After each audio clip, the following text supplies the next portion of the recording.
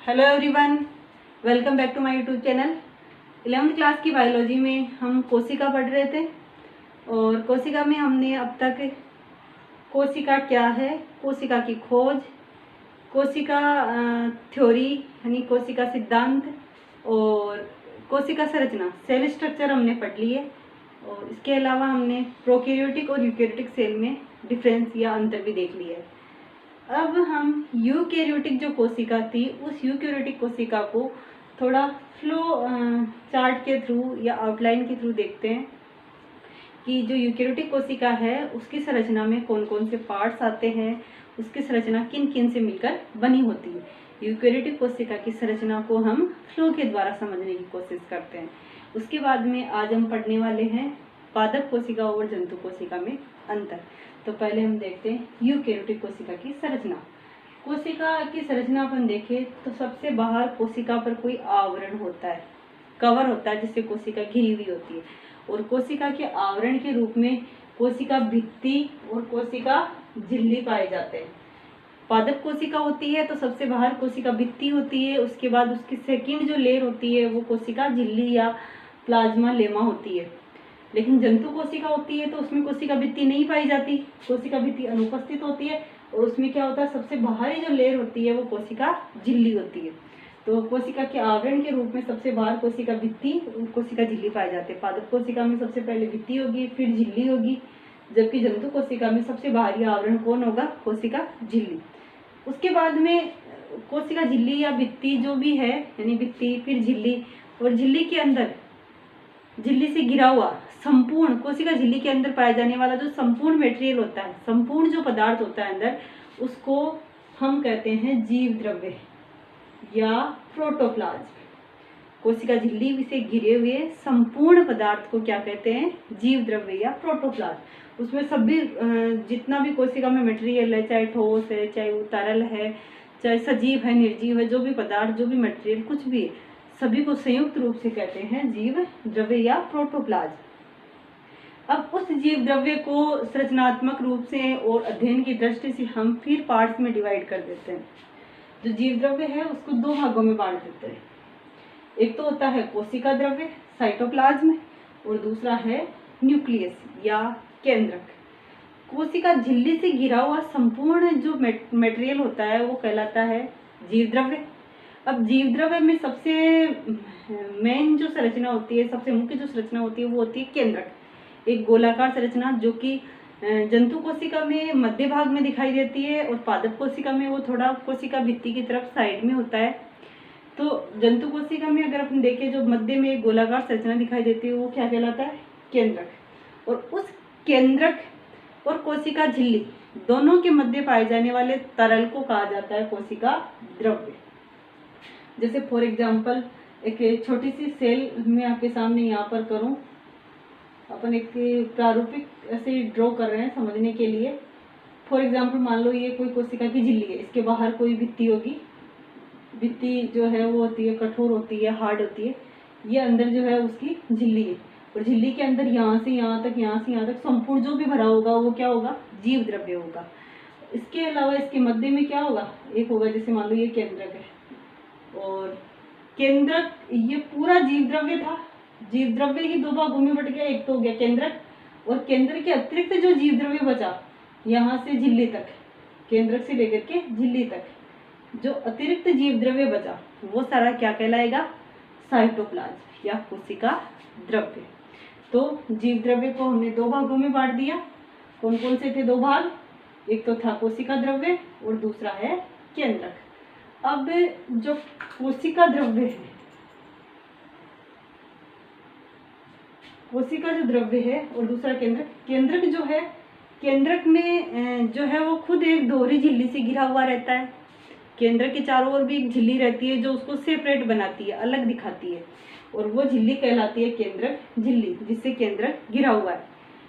केंद्रक झिल्ली से घिरा हुआ एक ऑर्गन हो गया, फिर उसके अंदर भी एक तरल भरा रहेगा, उसके अंदर जो भी तरल पदार्थ भरा रहेगा वो कहलाता है केंद्रक द्रव्य। केंद्रक जो द्रव्य है उसमें अन्य पदार्थ भी उपस्थित होंगे, अन्य चीजें भी उपस्थित होगी, और उसमें अन्य क्या होगा, एक तो छोटी सी गोलाकार संरचना होती है जिसको कहा जाता है केंद्रिक। न्यूक्लियोलस या केंद्रिका भी कहते हैं कहीं। इसके अलावा क्रोमेटिन पदार्थ जो कि गुणसूत्रों का बना होता है, जो आगे चल के फिर बाद में सेल डिवीजन के टाइम पे गुणसूत्रों में चेंज हो जाता है, ट्रांसफर हो जाता है। तो जीव द्रव्य था कोशिका द्रव्य और केंद्रक में, और जो केंद्रक है उसके 4 भाग हो गए। बाहर केंद्रक झिल्ली, केंद्रक को घेरने वाली, केंद्रक के अंदर जो मटेरियल भरा होता है केंद्रक द्रव्य। इसके अलावा केंद्रक द्रव्य में क्या पाई जाती है, केंद्रिका या केंद्रिक और क्रोमेटिन पदार्थ। ये तो हो गया केंद्रक, जीव द्रव्य का एक भाग। अब जीव द्रव्य का जो शेष भाग, केंद्रक को छोड़ करके जो शेष भाग था कोशिका द्रव्य, वो कोशिका द्रव्य 2 भागों में बटा होता है। यानी संरचनात्मक दृष्टि से हम कोशिका द्रव्य को देखें तो हमें उसमें 2 तरह के पार्ट्स दिखाई देते हैं। एक तो होता है हाइलोप्लाज्म और दूसरा होता है ट्रोफोप्लाज्म। अब हाइलोप्लाज्म और ट्रोफोप्लाज्म में क्या फर्क होता है, कौन सा भाग हाइलोप्लाज्म होता है? तो कोशिका के जो कोशिका द्रव्य है उसको हम देखें तो हमें दिखाई देता है कि कहीं कहीं पर कोशिका द्रव्य का वो जो तरल भाग होता है उसमें कोई ठोस या सघन संरचनाएं नहीं पाई जाती, बल्कि वो पारदर्शी सिर्फ तरल भाग होता है। जो पारदर्शी तरल भाग जिसमें कोई ठोस या सघन संरचनाएं नहीं होती वो कहलाता है हाइलोप्लाज्म। जबकि बाकी कुछ भाग जो होता है कोशिका द्रव्य का उसमें ठोस सघन संरचनाएं पाई जाती है, और जिसमें ठोस या सघन संरचनाएं पाई जाती है वो कहलाता है ट्रोफोप्लाज्म। अब हाइलोप्लाज्म में तो सिर्फ तरल है, कोई ठोस सघन संरचनाएं है ही नहीं, जबकि जो ट्रोफोप्लाज्म है इसमें ठोस सघन संरचनाएं पाई जाती है। अब जो ठोस सघन संरचनाएं हैं वो भी इसमें 2 प्रकार की होती है। कुछ जो संरचनाएं होती है वो तो सजीव होती है, यानी लिविंग ऑर्गन्स की भांति कार्य करती है, और कुछ जो होती है वो नॉन लिविंग की भांति कार्य करती है, यानी निर्जीव होती है, अजीव होती है। तो जो सजीव होती है संरचनाएं वो तो कहलाती है कोशिकांग, जो कि कोशिका की उपापचयी क्रियाओं में भाग लेती है, वो तो कहलाती है कोशिकांग। और शेष जो अजैव पदार्थ उसमें पाए जाते हैं ट्रोफोप्लाज्म में, जो ठोस पदार्थ होते हैं वो कहलाते हैं अजैव अंतर्वस्तुएं। यानी कि ट्रोफोप्लाज्म जो सघन भाग होता है कोशिका द्रव्य का, उस कोशिका द्रव्य के सघन भाग में 2 प्रकार की संरचनाएं होती है। सजीव जो होते हैं जो कि कोशिका की उपापचयी क्रिया में भाग लेते हैं कोशिकांग, और जो निर्जीव पदार्थ होते हैं वो कहलाते हैं अजैव अंतर्वस्तुएं। अब जो अजैव अंतर्वस्तुएं होती है उसमें भी 3 प्रकार की अंतर्वस्तुएं होती है। कुछ तो होते हैं संचित पदार्थ जो कि संचित होते रहते हैं, सेल में कुछ पदार्थ जो है उनका संचय करती रहती है सेल, जैसे कि कार्बोहाइड्रेट, वसा, प्रोटीन, तो वो तो संचित पदार्थ के रूप में कुछ स्टोर रहते हैं। कुछ जो अजैव पदार्थ हैं वो स्रावी पदार्थों के रूप में पाए जाते हैं, जैसे कि कुछ स्पेसिफिक सेल जो होती है वो विटामिन या एंजाइम का सिक्रेशन करती है, स्राव करती है आवश्यकता होने पर, तो स्रावी पदार्थ कुछ सेल्स में पाए जाते हैं।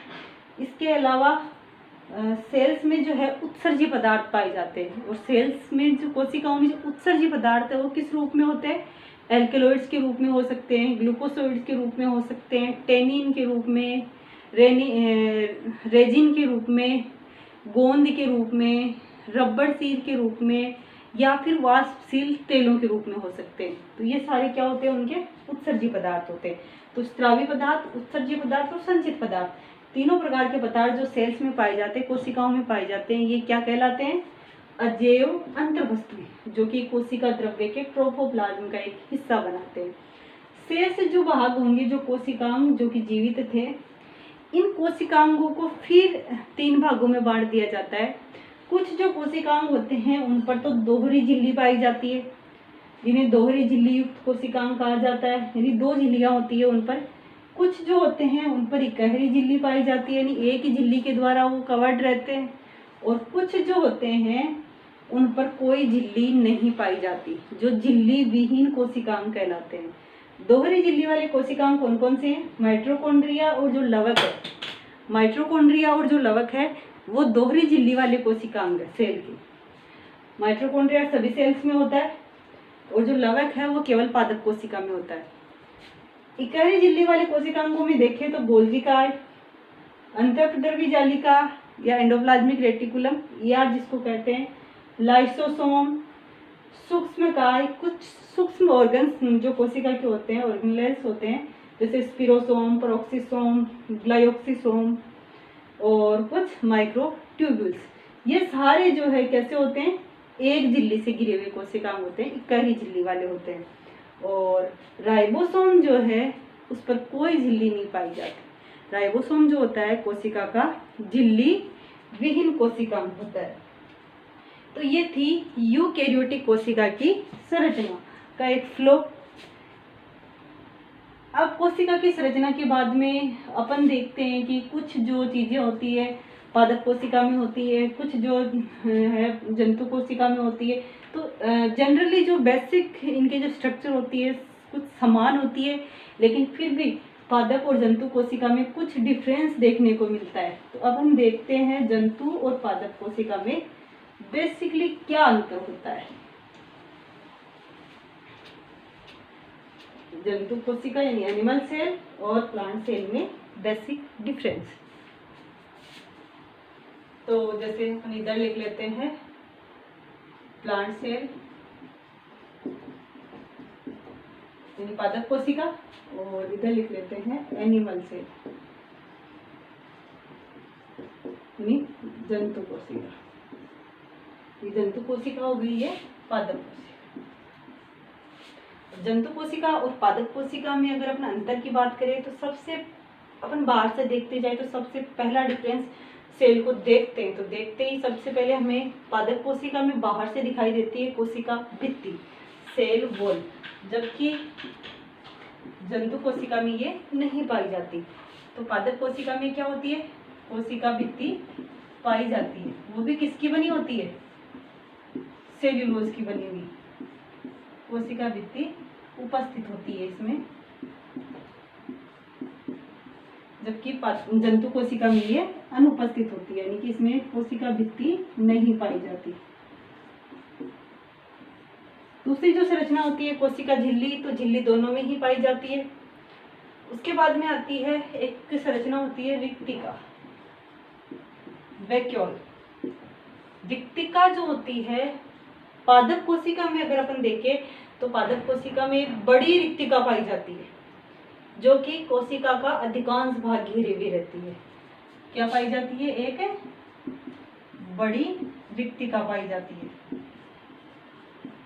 जो अधिकांश भाग घेरे हुए रहती है, लेकिन इसमें या तो बहुत ही छोटी होती है या होती नहीं। जो जंतु कोशिका होती है उसमें जो रिक्तिका है बहुत ही छोटी होती है या फिर होती नहीं है या अनुपस्थित होती है।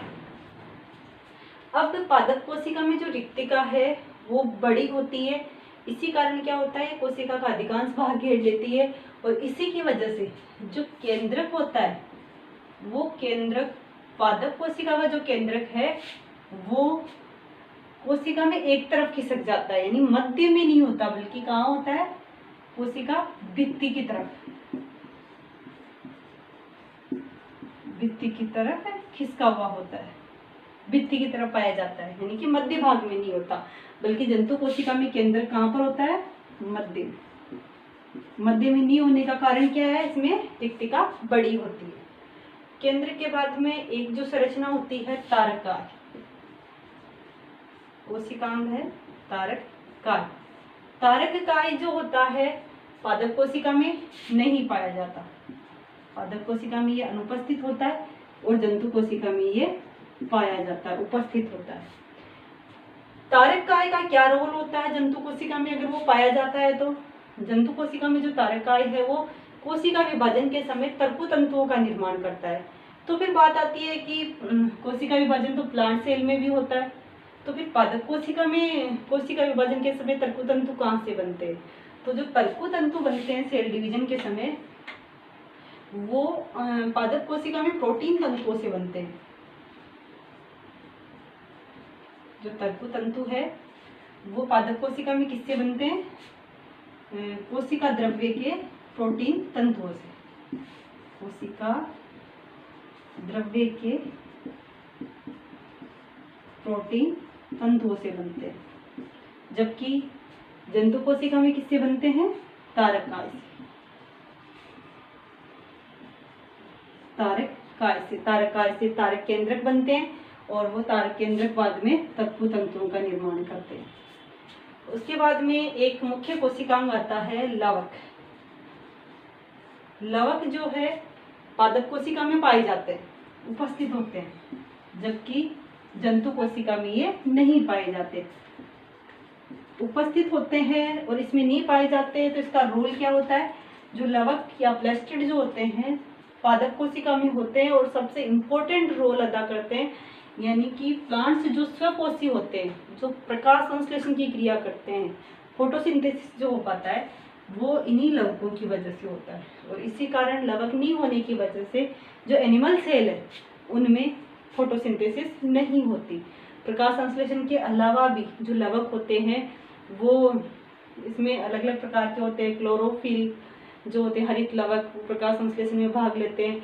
ल्यूकोप्लास्ट जो संचय करने में, भोजन का संचय करने में भाग लेते हैं प्लांट्स में। और क्रोमोप्लास्ट जो कि पादप के विभिन्न भागों को रंग प्रदान करते हैं। तो जो है विभिन्न प्रकार के जो लवक इसमें पाए जाते हैं, जबकि एनिमल सेल में ये नहीं होते। इसके अलावा एक कोशिकांग है स्फीरोसोम। एक जो कोशिकांग है स्फीरोसोम, और जो स्फीरोसोम होता है, स्फीरोसोम जो है पादप कोशिका में पाया जाता है और जंतु कोशिका में अनुपस्थित होता है, नहीं पाया जाता। और एक डिफरेंस है भोजन का संचय। अब सेल जो होती है वो जितना भी जो फूड है सेल के पास जाता है, माइटोकॉन्ड्रिया में श्वसन के थ्रू से एटीपी का निर्माण होता है, लेकिन जो अतिरिक्त जो फूड होता है कभी कभी संचित कर लेती है। और फूड का संचय जो होता है, भोजन का संचय, वो किस रूप में होता है? तो पादप कोशिका में जो भोजन का संचय होता है वो होता है स्टार्च के रूप में। पादप कोशिका में भोजन का संचय स्टार्च के रूप में होता है, और जो एनिमल सेल होती है जंतु कोशिका उसमें होता है ग्लाइकोजन के, ग्लूकोज या ग्लाइकोजन के रूप में भोजन का संचय होता है। इसके अलावा एक और डिफरेंस है पादप और जंतु कोशिका में। जब पादप और जंतु कोशिका में कोशिका विभाजन होता है तो कोशिका विभाजन के दौरान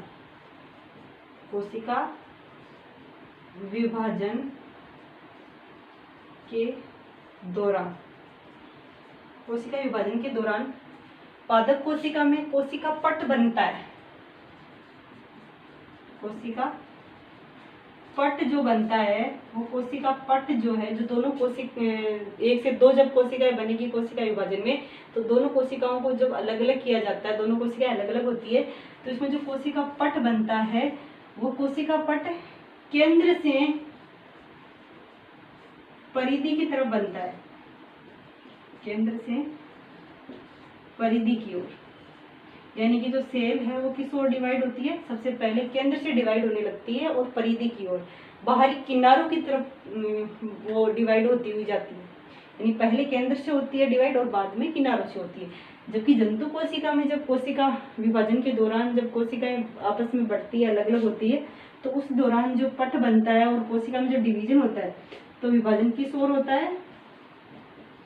इसमें जो विभाजन है वो किस ओर से होता है? किनारों से